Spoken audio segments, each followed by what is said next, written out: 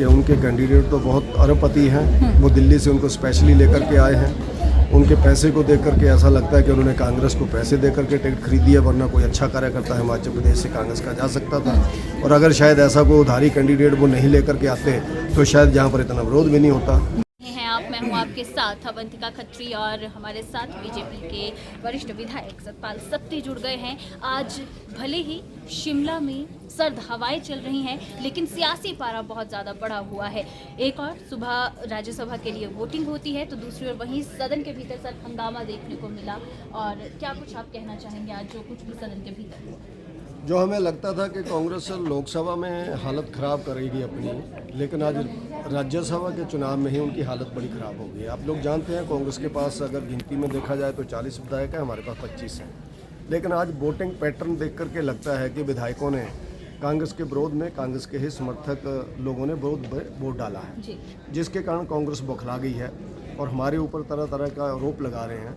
लेकिन हम ये मान करके चलते हैं कि राज्यसभा के अंदर जो क्रॉस वोट हुआ है वो बहुत अभी कम मात्रा में हुआ है, लेकिन नाराज बहुत ज़्यादा लोग हैं। लगभग 50% इनके विधायक और मंत्री नाराज हैं। वो मुख्यमंत्री जी की कार्यशैली से परेशान है, सेक्रेटरी महोदय की कार्यशैली से परेशान है और उनकी फाइलें नहीं निकलती हैं, जिसके कारण वो चाहते हैं कि इस गवर्नमेंट से दूर हटा जाए।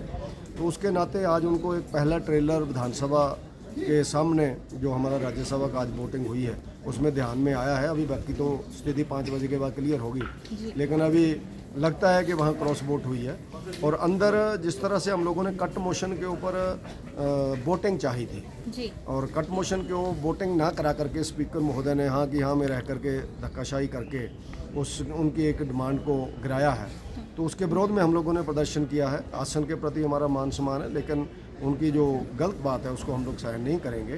तो इसलिए आप लोग देखेंगे अभी 2-4 दिन के अंदर और क्या होता है। जो गवर्नमेंट ऐसा मुझे लगता है कि विधानसभा लोकसभा के चुनाव इकट्ठे हो जाएंगे, ऐसा मुझे लगता है। विपक्ष बड़े दावे के साथ कह रहे हैं कि सरकार गिर जाएगी। सर, क्या आप इस पर अपनी राय देना चाहते हैं? देखो, सरकार तो तभी रहती है जब उसके पास बहुमत होता है और बहुमत खोती नज़र आ रही है। ये सरकार आप लोगों के ध्यान में आ रहा है, तो इसलिए उन्होंने कट मोशन के ऊपर, जैसा मैंने कहा, कि वोटिंग नहीं करवाई, वरना बहुमत आज ही उनका गिर जाता और आज ही कट मोशन के ऊपर गवर्नमेंट की स्थिति खराब हो जाती। तो आने वाले 2-3 दिनों में देखेंगे क्या होता है। बजट जिस दिन पास होगा उस दिन देखते हैं क्या होता है, वरना जो हमारा लोकसभा का चुनाव है वो चारों की चारों सीटें बीजेपी जीतेगी। उसके बाद देखेंगे, क्योंकि इनके साथ जो हमारे ऊपर जो ब्लेम लगाते कि हम लोग खरीद रहे हैं, हम लोग डरा रहे हैं। ये हिमाचल प्रदेश बड़ा शांत प्रदेश है, अभी भी हम लोग इकट्ठे ही घूम रहे हैं, चाहे कांग्रेस के विधायक हैं चाहे कांग्रेस के मंत्री हैं, कोई किसी को नहीं डरा रहा। लेकिन अपनी अंतरात्मा को हाजिर नाजिर मानते हुए लोगों ने वोटिंग की है।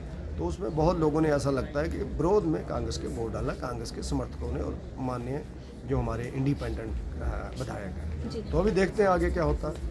जी, एक और बात निकलकर सामने आई कांग्रेस की ओर से। जिस तरह से आपने जिक्र किया खरीद फरोख्त की बात, तो कांग्रेस लगातार ये कह रही है कि कहीं ना कहीं धन बल का इस्तेमाल बीजेपी कर रही है। और दूसरा एक बदसलूकी की बात भी निकलकर सामने आ रही है बीजेपी की ओर से। क्या कुछ उस पर आप दोनों मुद्दों पर कहना चाहेंगे? जहाँ तक धन बल की बात है तो मैंने पहले भी अपने इंटरव्यू में बोला है बाकी मीडिया के लोगों को कि उनके कैंडिडेट तो बहुत अरबपति हैं। वो दिल्ली से उनको स्पेशली लेकर के आए हैं। उनके पैसे को देख करके ऐसा लगता है कि उन्होंने कांग्रेस को पैसे दे करके टिकट खरीदी है, वरना कोई अच्छा कार्यकर्ता हिमाचल प्रदेश से कांग्रेस का जा सकता था। और अगर शायद ऐसा कोई उधारी कैंडिडेट वो नहीं लेकर के आते तो शायद यहाँ पर इतना विरोध भी नहीं होता, तो शायद उस लेवल का शोर भी नहीं पड़ता। ये वो कैंडिडेट हैं कांग्रेस के जो कांग्रेस सेस लगा रही है वाटर के ऊपर, उसका विरोध करने के लिए माननीय कोर्ट के अंदर खड़े हो रहे हैं। जो अपने चंद सिक्कों के लिए अपनी पार्टी का ही विरोध करना शुरू कर देते हैं, ऐसे कैंडिडेट हिमाचल प्रदेश को मान्य नहीं है। और अगर जहाँ तक पैसे की बात है, पैसे तो वो ज़्यादा दे सकते हैं और अरबपति है, इतने पैसे तो बीजेपी के पास कहाँ हैं इतने पैसे। और जहाँ तक लड़ाई झगड़े की बात है, लड़ाई झगड़ा नहीं है। जब हम लोग छोटा मोटा विरोध होता है तो छोटी मोटी तकरार हो जाती है। हम लोग सारे अपने साथी हैं, सब लोग सहयोगी हैं एक दूसरे के।